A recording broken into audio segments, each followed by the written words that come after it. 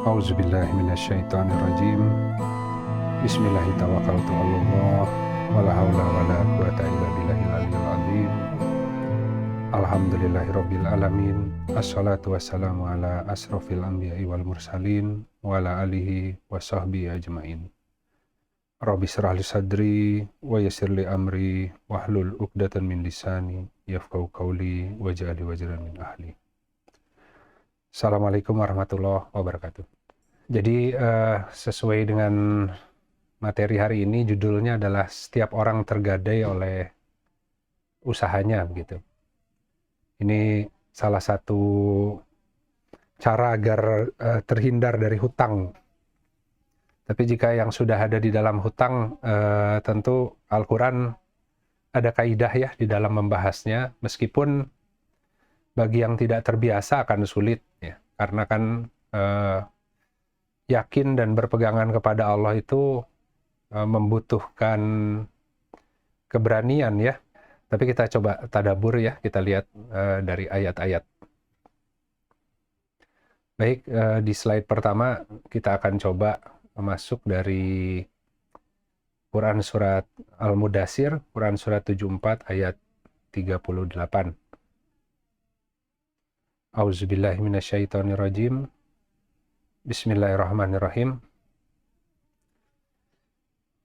Setiap orang terhadap apa yang telah diupayakannya bertanggung jawab gitu ya, atau tergadai. Kulun nafsim bima kasabat rohinah gitu. Jadi kalau pegadaian itu di Islam, di syariah disebut dengan ron gitu ya. Rohinah itu dari ya tergadai ya, bertanggung jawab ya. Jadi kita lihat di sini setiap jiwa bima kasabat ya, dengan kasabnya begitu ya, dengan apa-apa yang dia usahakan dia bertanggung jawab, tergadai. Kalau salah ya tergadai beneran gitu ya, terpenjara gitu. Di asnaf zakat ada yang disebut gorimin, jadi orang-orang yang terjebak dalam hutang gitu kan. Tapi terjebaknya karena apa? Nah, itu banyak hal gitu.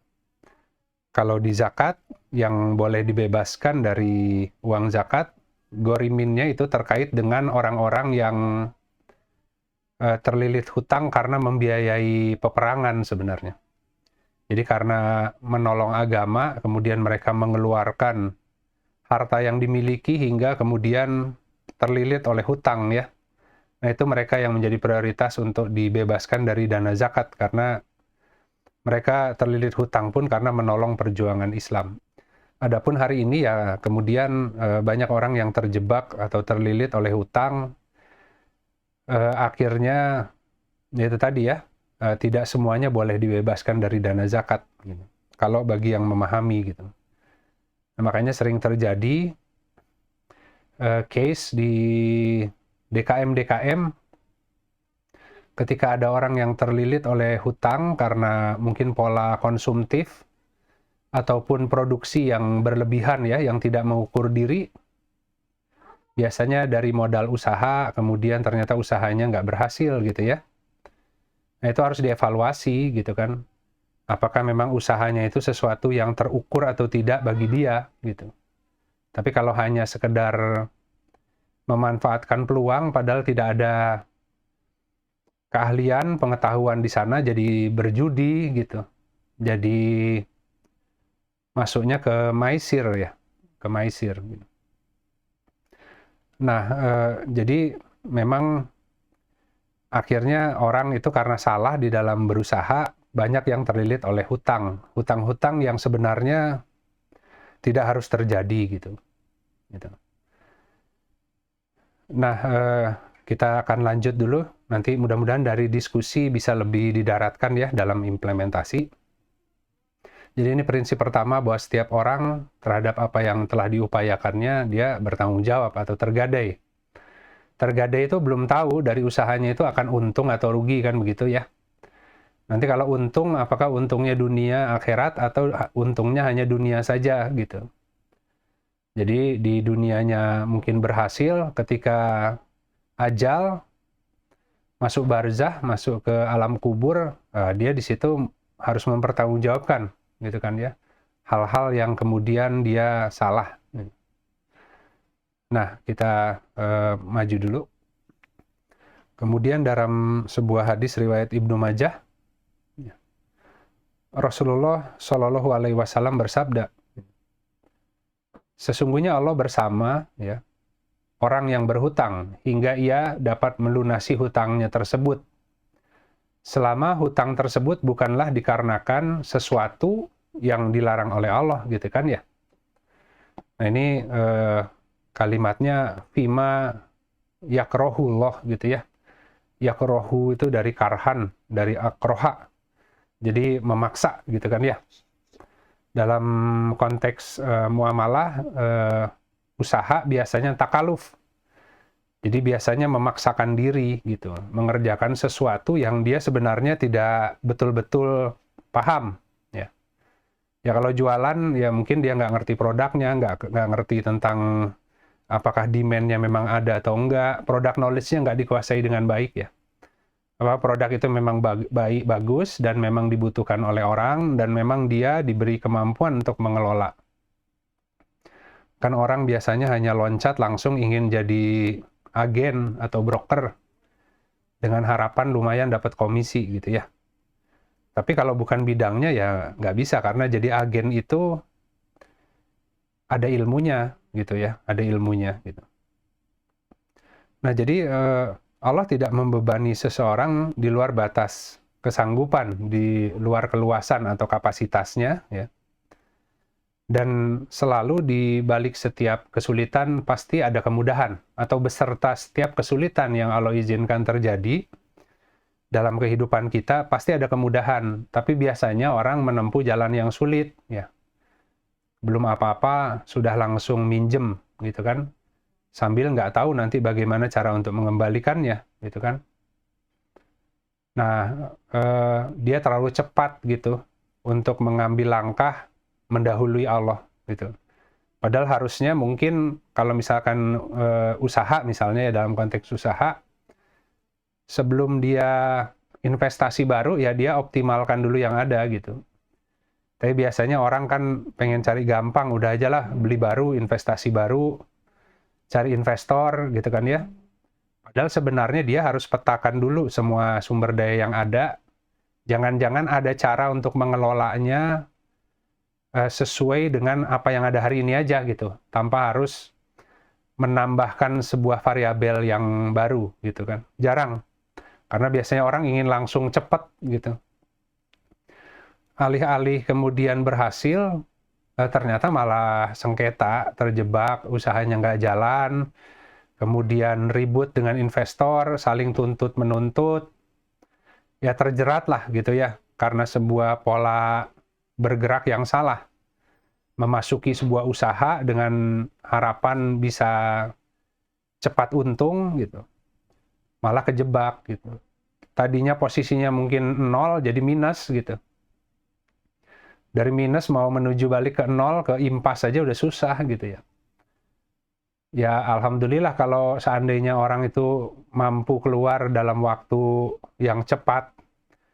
Tapi banyak orang yang butuh waktu tahunan ya untuk keluar. Bahkan ada yang tidak pernah keluar sama sekali ketika tersandung dikarenakan persoalan bisnis yang gagal ya. Karena terikat oleh macam-macam tanggung jawab. Akhirnya hutang sana hutang sini untuk nutup kewajiban sebelumnya, makin lama makin terpuruk. Semua hal yang sifatnya memaksakan diri itu harus hati-hati gitu kan ya. Takaluf disebutnya. Bedakan nanti dengan ikhtiar gitu. Jadi ada perbedaan antara ikhtiar, kalau kita terjemahkan dalam bahasa Indonesia ikhtiar usaha juga gitu ya. Tapi sebenarnya ada makna yang lebih dalam dari kata ikhtiar, sehingga manusia memang disuruh untuk ikhtiar oleh Allah, tapi tidak boleh memaksakan, tidak boleh takaluf gitu ya. Baik, kita lanjut. Kemudian selanjutnya kita lihat di hadis riwayat Bukhari. Nabi Shallallahu Alaihi Wasallam biasa berdoa di akhir sholat ya. Ya Allah, aku berlindung kepadamu dari berbuat dosa dan banyak hutang. Lalu ada yang berkata kepada beliau Shallallahu Alaihi Wasallam, kenapa engkau sering meminta perlindungan ya dalam masalah hutang? Ya. Lalu Rasulullah Shallallahu Alaihi Wasallam bersabda, jika orang yang berhutang berkata, dia akan sering berdusta. Jika dia berjanji, dia akan mengingkari. Gitu. Jadi ini repotnya gitu ya. Ketika orang sudah terjebak oleh hutang, akhirnya ditimpa kelemahan dan ketakutan gitu ya. Padahal kan harusnya kalau gagal bayar tuh harus berani dimarahin ya, harus berani bertanggung jawab, harus mendatangi orang yang memberi hutang dan minta keringanan atau pengunduran gitu kan. Nah, yang sering terjadi karena panik mungkin ditelepon susah gitu kan ya, atau malah tadi tidak diangkat ya. Akhirnya kan kabur-kaburan gitu. Nah, dia berpikir bahwa udahlah nanti juga kalau udah ada uangnya dibayar baru ditelepon gitu.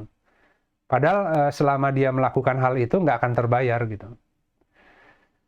Nah, jadi memang ada kafarat ya terhadap hutang-hutang itu, ada hak ya bagi yang memberi hutang. Karena kita sudah masuk ke sebuah perjanjian, ada batas waktunya. Nah, kalau sudah tiba batas waktunya, yang berhutang yang harus datang. Hadapi sambil tawakal kepada Allah, perbaiki akadnya, mohon keringanan, kalau dimarahi ya terima, sabar. Nah, biasanya seringkali juga orang yang ditagih, malah yang ditagih yang marah gitu kan ya.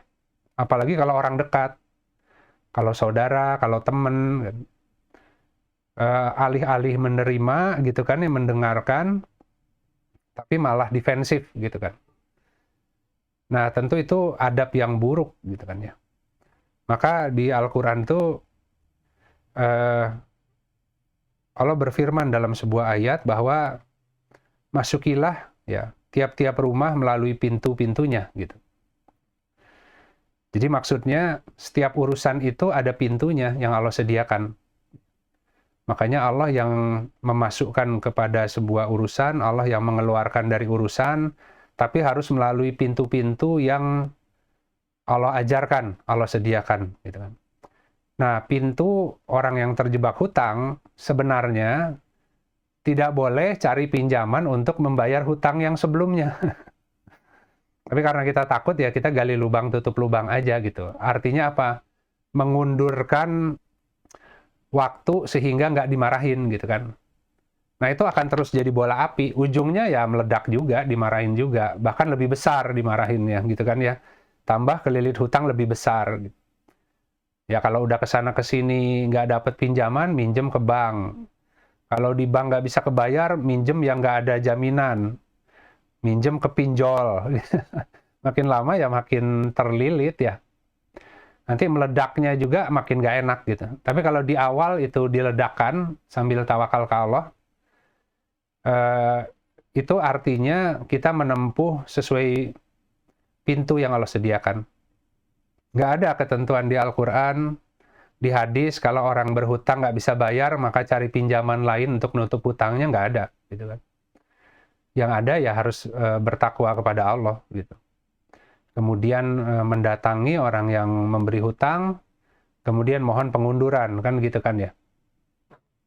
Diperbaiki akadnya, dicatat, ya tidak lelah, baik kecil atau besar, terus disempurnakan gitu kan dalam rangka untuk bertakwa kepada Allah.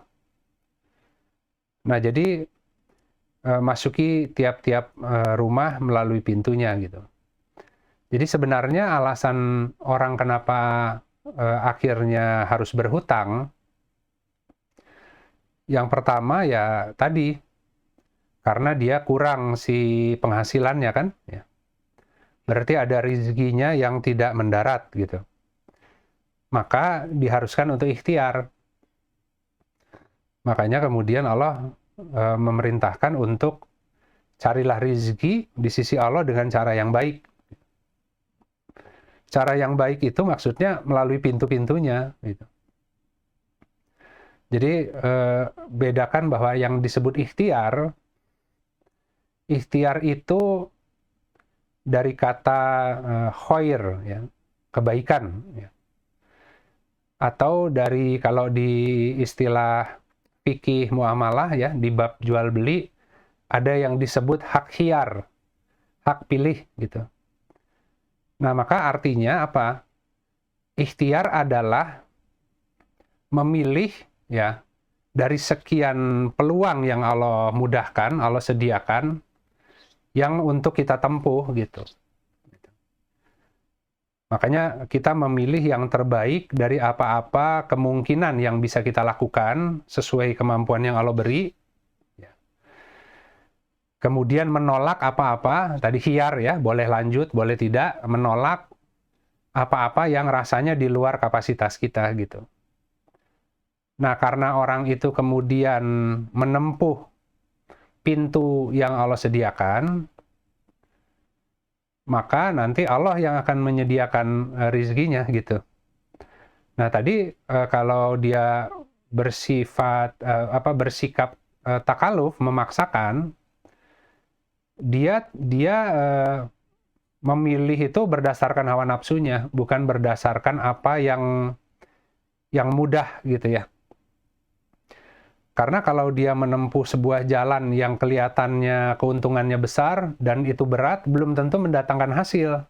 Bisa jadi yang seperti tadi dijelaskan, maksudnya ingin cepat sukses, menempuh sebuah jalan usaha yang di luar kapasitas dirinya, alih-alih untung ternyata kejebak gitu.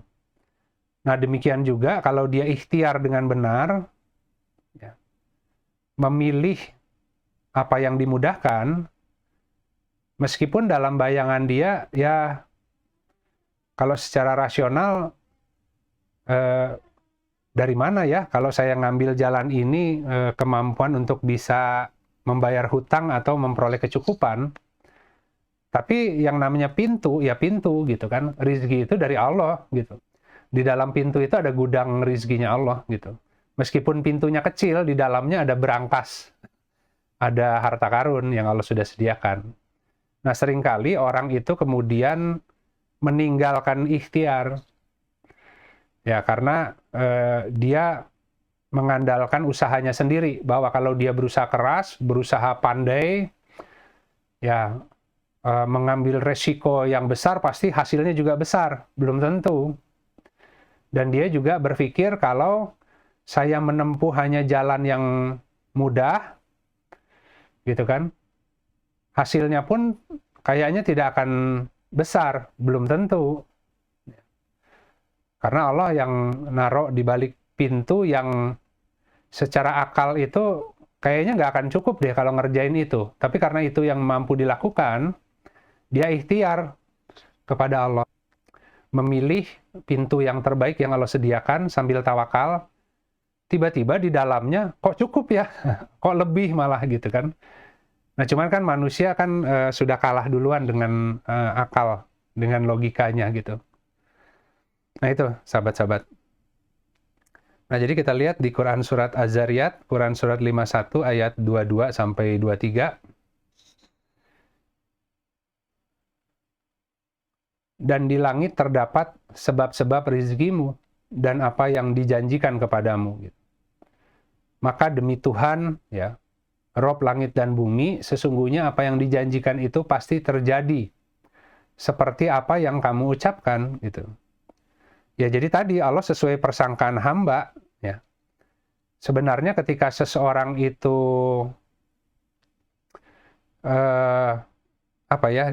dihadapkan kepada sebuah kebutuhan dan kemudian harus berikhtiar untuk memperoleh hasil agar bisa memenuhi kebutuhannya itu, gitu kan? Maka sebenarnya dia hanya tinggal memilih atau ikhtiar memilih pintu yang sudah Allah sediakan, gitu, yang paling mudah bagi dia gitu. Nah, karena sesungguhnya Allah tidak hendak menyulitkan, ya. Allah itu tidak hendak membuat susah. Kalau nanti minjem nanti jadi susah gitu kan. Tapi kalau seandainya mengambil pintu sesuai yang Allah sediakan, meskipun kelihatan susah, tapi beserta kesulitan itu akan banyak kemudahan. Nah, pintu itu susah mendefinisikannya karena luas ya. Jadi bisa jadi sebelum dia berusaha, dia juga mengukur dulu. Ya, dari tadi daftar belanjanya yang akhirnya dia harus berutang, baik produksi ataupun konsumsi, dia harus melihat dulu eh, sebenarnya berapa kebutuhan minimal, gimana ngaturnya dengan yang ada dulu, gitu kan ya. Jangan-jangan kalau diatur-atur dengan baik, cukup nih, gitu. Tapi karena tadi sudah mikirnya kurang, akhirnya alih-alih melihat lagi apa yang dia miliki dan mohon pertolongan Allah agar bisa mengolah dengan baik, dia cari sumber baru gitu. Padahal olah dulu yang ada kan. Kan tawakal gitu. Barang siapa yang bertawakal pada Allah, maka Allah akan mencukupi. Jadi kelola dulu yang ada hari ini, nanti kalau kurang sisanya, nanti Allah yang cukupi. Nanti setelah menempuh ikhtiar yang paling Allah ridhoi, di dalamnya ada tambahan lagi modal gitu dari Allah, gitu kan. Kalaupun nanti ada orang yang mau mendukung, bekerja sama itu dengan mudah didatangkan. Jadi kalau misalkan orang terlilit hutang, yang pertama kali dia coba lakukan nyari pinjaman lain biasanya. Dan itu sudah banyak inilah ya, sudah banyak contoh semakin terlilit. Atau kemudian dia mencari orang yang mau mengambil alih hutangnya. Ya. Tolong dong, saya punya hutang, apa kamu bisa ambil alih, nanti saya nyicilnya ke kamu. Gitu. Tapi tanpa disadari dia memaksa gitu kan. Ini supaya bisa keluar dari riba nih, bantu dong saya gitu kan ya. Padahal dulu waktu ngambilnya juga salah gitu kan. Nah, jadi dia harus hati-hati ketika minta kepada orang, jangan sampai memaksa. Karena kalau dia sampai kemudian agak mendesak, berarti sudah keluar dari pintunya Allah. Tapi kalau sekedar nanya, nggak apa-apa, masih di dalam pintunya Allah. Kalau orang itu bilang, wah saya lagi nggak bisa, oh ya sudah nggak apa-apa. Berarti Allah akan sediakan dari tempat yang lain. Yang penting aku sudah menempuh, tapi aku tetap menyandarkan harapan agar Allah yang memberikan pertolongan. Gitu. Nah itu kan nggak mudah ya. Nah dia harus menempuh itu. Gitu.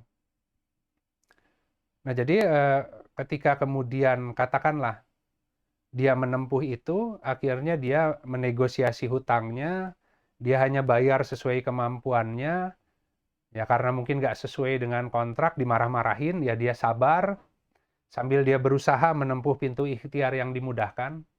Tiba-tiba tengah jalan, ada orang yang mau biayai atau kerjasama usahanya karena melihat orang itu gigih ya, bekerja tanpa mengeluh, mengelola apa yang ada saja.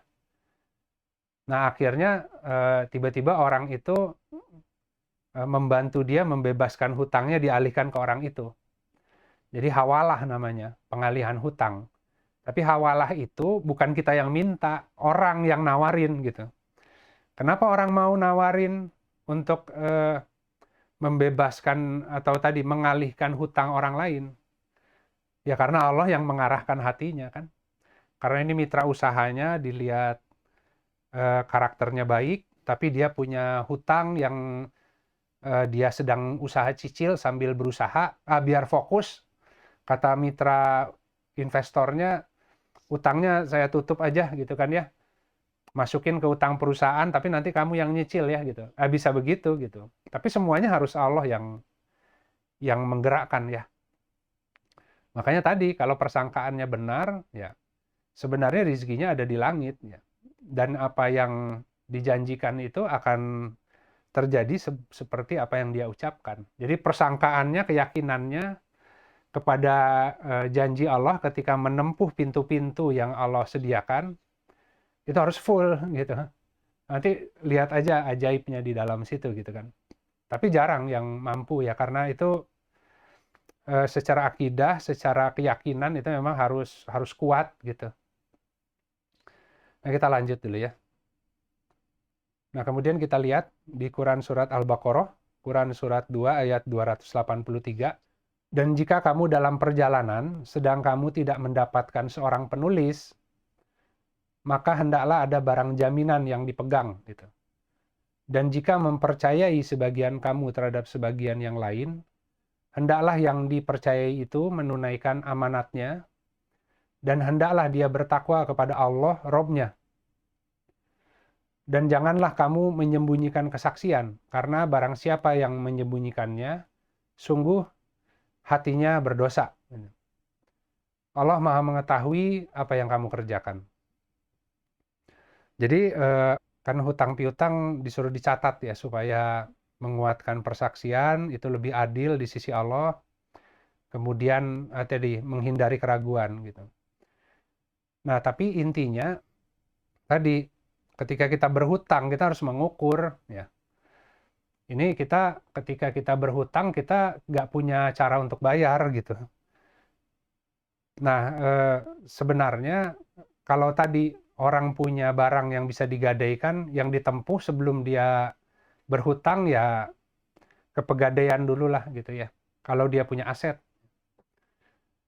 Nah, sehingga di situ kalau seandainya dia sudah menggadaikan barangnya, itu kan ada waktunya ya, perjanjian gadai.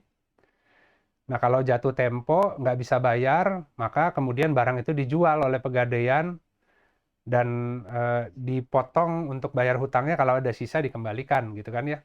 Ada biaya pemeliharaan yang diambil oleh pegadaian dan itu sah, karena ketika barang tadi entah motor, entah apa namanya ya, itu kan butuh pemeliharaan. Harus ada gudang, ada penyimpanan, ada security-nya, begitu kan ya. Itu bagian dari jasa.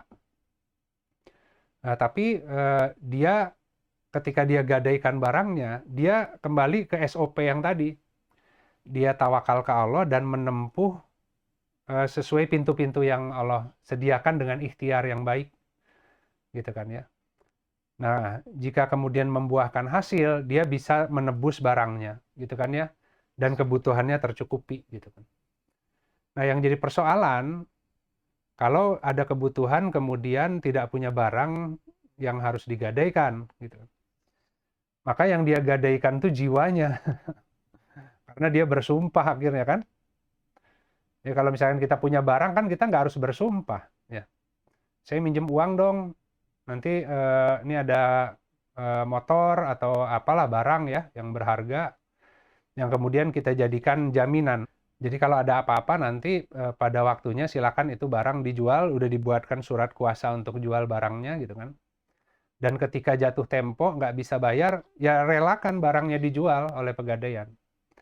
Nah ini kan kalau utang ke orang, naruh barang, tapi ketika saatnya nggak bisa bayar, barangnya mau dijual, komplain juga. Tolong dong, jangan, itu kan saya butuh.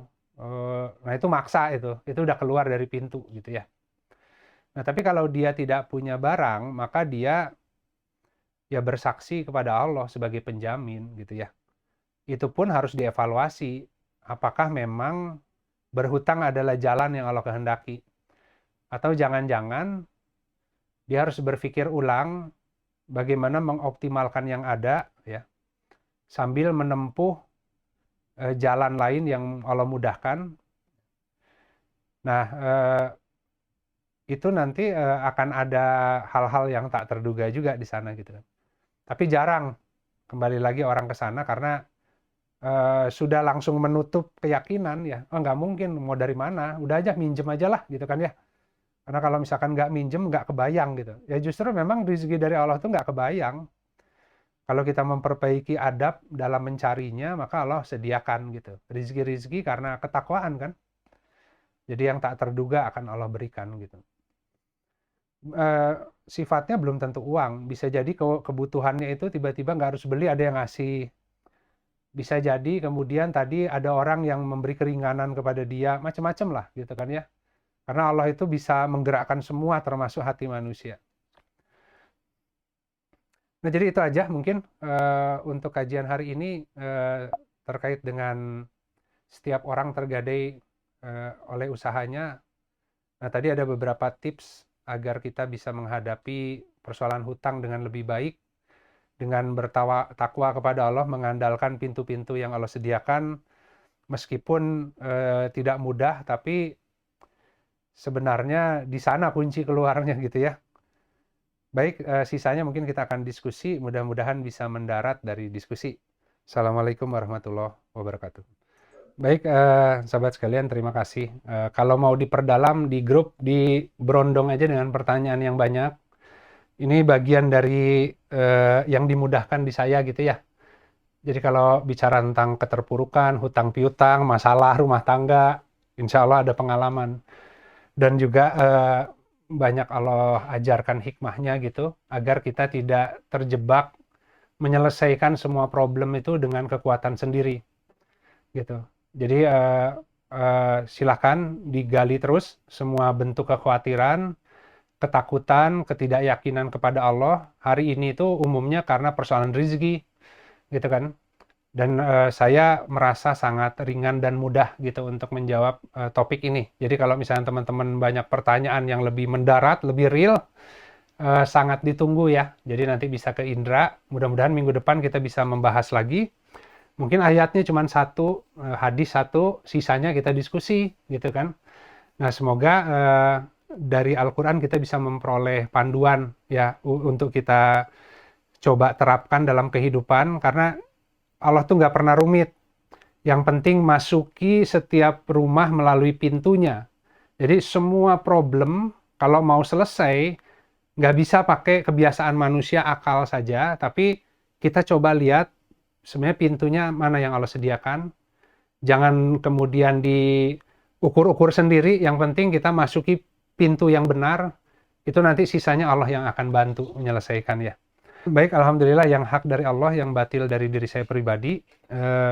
Saya mohon maaf jika ada kata-kata yang kurang baik di dalam menyampaikan, dalam membahas. Tapi sekali lagi, saya tidak masuk kepada perseteruan orang yang bersengketa, tapi semata-mata kita ingin Allah hadir dalam setiap problem yang ada yang kita hadapi ya, agar diberikan pintu untuk keluar melalui ketakwaan dan semakin mengenal Dia Ta'ala. Baik, sahabat sekalian, kita sama-sama akhiri kajian pagi ini dengan beristighfar pada Allah, dan kita tutup dengan kafaratul majlis. Astagfirullahaladzim, alladzi la ilaha illahu wal hayyul qayyum, wa atubu ilaik. Subhanakallahumma wa bihamdika asyhadu alla ilaha illa anta astaghfiruka wa atubu ilaik. Subhana rabbika rabbil izzati amma yasifun, wassalamun alal mursalin, walhamdulillahi rabbil alamin. Wassalamualaikum warahmatullahi wabarakatuh. Waalaikumsalam.